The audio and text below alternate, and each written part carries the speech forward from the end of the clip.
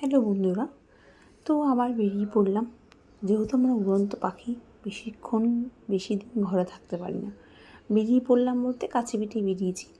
অনেক দিন ধরেই যাওয়ার কথা চলছিল, বাট গিয়ে উঠতে পারছিলাম না বিভিন্ন কারণে। কখনো ড্রাইভার পাচ্ছিলাম না, কখনো এই প্রবলেম সেই প্রবলেম, যাই হোক। তো ফাইনালি বেরিয়ে পড়েছি।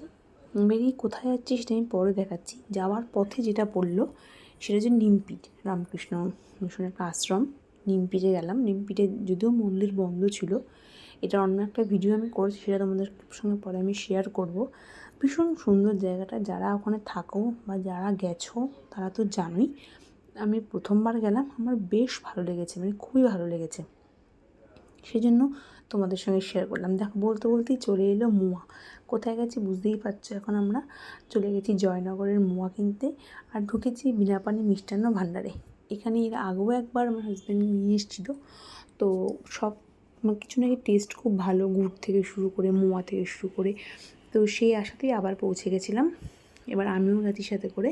তো মোটামুটি সব নিয়েই এসেছি, নিজের বাড়ির জন্য, বাপের বাড়ির জন্য, সবার জন্য নিয়ে এসেছি। দেখতে পাচ্ছ প্রত্যেকটা জিনিস টেস্ট করে করেই নিয়ে এসেছি। সত্যি কথা বলতে কি, মোয়াগুলো ভীষণ ভালো, এখানকার মোয়ার থেকে অনেক অনেক আলাদা। তোমরা অবশ্যই গিয়ে দেখতে